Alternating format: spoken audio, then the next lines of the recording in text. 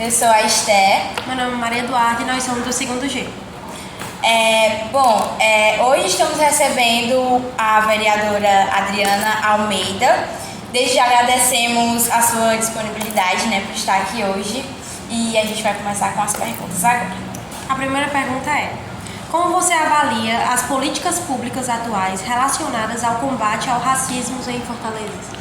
Bom, eu acredito que a gente tem avançado de uma forma geral, não só em Fortaleza, mas a nível de país, em políticas afirmativas no combate à questão do racismo, contra todas as formas de preconceito. Mas eu acho que a gente ainda tem que avançar muito. Primeiro, para criar leis, que eu acho que a gente ainda tem poucas.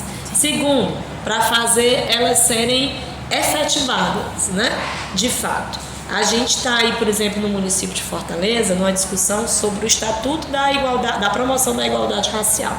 Esse estatuto, ele está desde 2019 para ser aprovado. E aí vai e volta e não foi ainda, Então, de 2019 nós já estamos em 2023.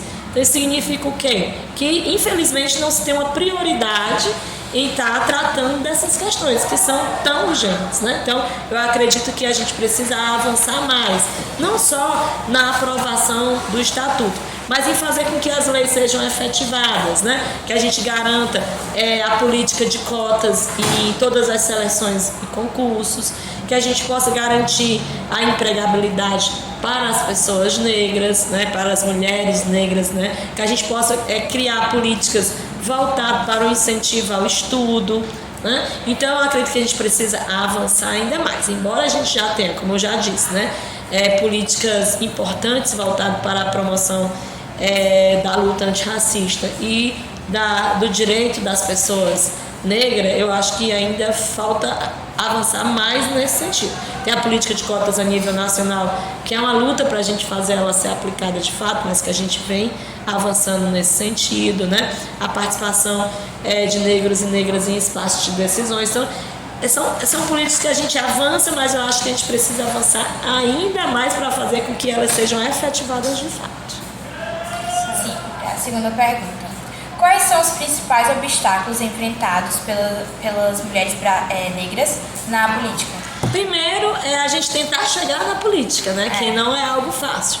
E toda a desigualdade que a gente vive, muitas vezes as mulheres, a maioria das mulheres, ela precisa cuidar da família, cuidar da casa, e isso muitas vezes nos tira dos espaços de decisões e poder do nosso país, do nosso município, Então, se você é provedora, tem que cuidar da casa, Muitas vezes tem que trabalha, cuida dos filhos e ainda tem que ter tempo para se dedicar à política. Diferente do homem, que geralmente não tem toda essa responsabilidade. Trabalha, chega em casa, não tem mais aquela responsabilidade. Aí pode ter o tempo para ir cuidar da política, para ir para uma reunião. Como é que uma mulher vai para uma reunião de um partido político ou de uma organização política se ela não tem quem deixar os filhos? Então, tem que ter política de creche, tem que ter política de fazer com que essas mulheres realmente participem. Então, eu acho que um dos maiores obstáculos é esse, é fazer com que a gente tenha condições de participar. A partir do momento que a gente tem essa condição de participar, a gente garantir a nossa representatividade, Então, a maioria, grande parte dos lares brasileiros tem à frente mulheres e mulheres negras, porque as mulheres negras geralmente são mães solos, são mães que são abandonadas pelos seus parceiros, tem que cuidar de 1, 2, 3 filhos, trabalha o dia todo, quando chega ainda vai cuidar da casa e acaba não tendo tempo para se dedicar a algo tão importante que é a política. Então, nós precisamos mudar essa realidade, dar condições, diminuir a desigualdade social entre mulheres, e principalmente mulheres negras, para poder a gente ter condições de participar dos movimentos políticos.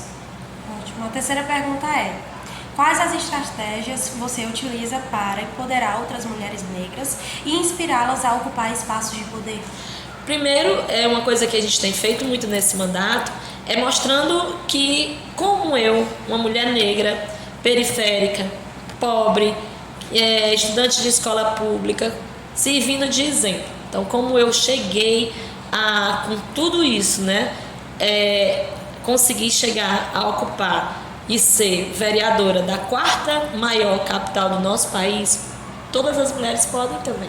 né? Então a gente é empoderar mostrando pelo exemplo. Então eu gosto muito de dizer que eu sou um exemplo que dá para a gente acreditar que nós mulheres negras podemos ocupar esse espaço, e principalmente conversando, dialogando, mostrando outras mulheres negras de destaque, porque quando você se vê de frente de uma mulher empoderada, de uma mulher que está ocupando um espaço de decisão, um espaço político, você vê que você também tem condições de ocupar.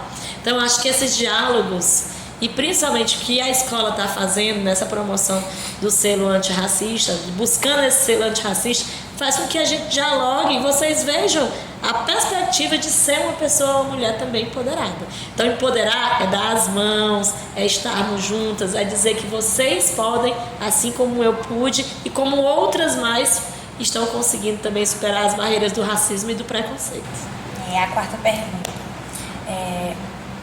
Quais conquistas você considera mais significativas em sua atuação política?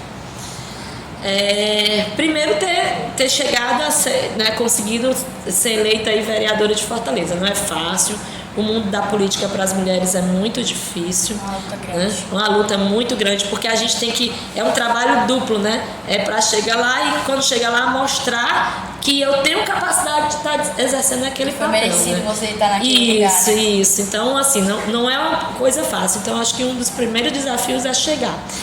E ao chegar, né, e hoje estar como vereadora de Fortaleza, é isso. É mostrar que eu tenho essa condição, que eu tenho essa capacidade, que eu posso pensar em políticas de melhorias para a população. Então, os desafios, eles são diários, né? A gente está sempre nesse desafio diário, mas eu acho que o maior desafio é mostrar que nós mulheres, e nós mulheres negras, podemos ocupar esses espaços de poder e de decisão, sim. Com certeza. Agora, para a quinta questão. Como podemos fortalecer alianças entre o movimento negro, feminista e outros grupos sociais na luta por justiça e igualdade? Muito bem. Esses grupos, eles estão totalmente relacionados no sentido da falta de direitos, né? Dos direitos negados, e a gente precisa unificar essas lutas. Primeiro, as mulheres têm que se unirem, né? Nós precisamos dessa sororidade, desse apoio, uma dar as mãos às outras. E dentro desses recortes de mulheres, nós temos mulheres negras, nós temos mulheres LGBTQIA+, nós temos mulheres portadoras de deficiência. Então, todos esses setores precisam estar se encorajando uns aos outros e lutando conjuntamente, né? Então, quando a gente luta por mais mulheres na política, a gente luta por mais mulheres negras na política, a gente luta por mais mulheres LGBTQIA+, na política, por mulheres com deficiência na política. Então, tudo isso é algo que a gente precisa estar construindo essas lutas coletivamente.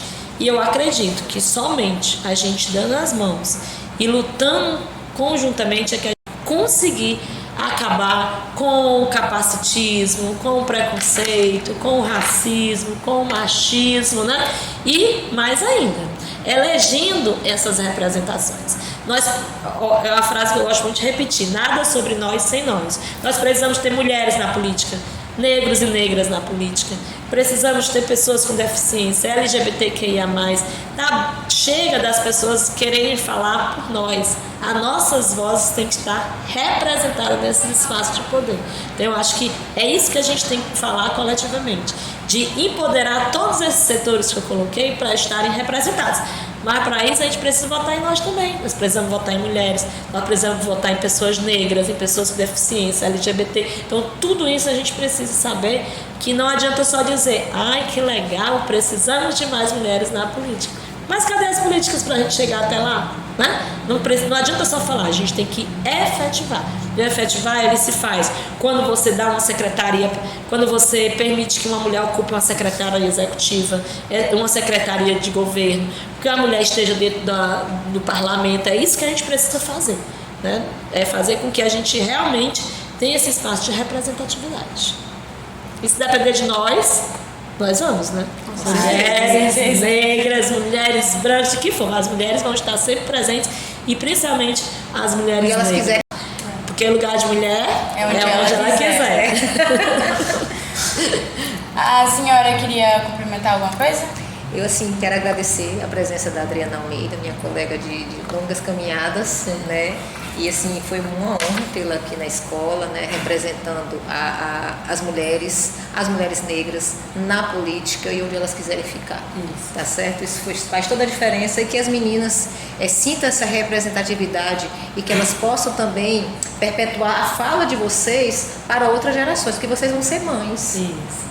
Tá entendendo? E isso faz toda a diferença. Qual é a geração que vocês querem que venha, né, quando vocês estiverem adultas? Quando vocês forem mães de família, como é que vocês querem esse mundo que vai estar aí por vir? Então, que essa fala dela, ela fique na cabecinha e que ela seja, sim, executada e efetivada. E assim vocês vão conseguir realmente novos desafios e novas conquistas. Muito bem. É isso. Bom, agora a gente encerra mais um Pod Delas, um podcast. Pod Delas. E que esse episódio se repita várias vezes, né? Então, obrigada de novo, novamente. E é isso, gente. E eu vou só deixar aqui, quem quiser seguir meu Instagram, tá? Eu agradeço a vocês. No Instagram, Adriana.Almeida2024. Adriana.Almeida2024. Vão lá, deixe sugestões, fale, construa aí uma cidade cada vez melhor e vamos dar cada vez mais força e voz e vez para as mulheres do nosso município.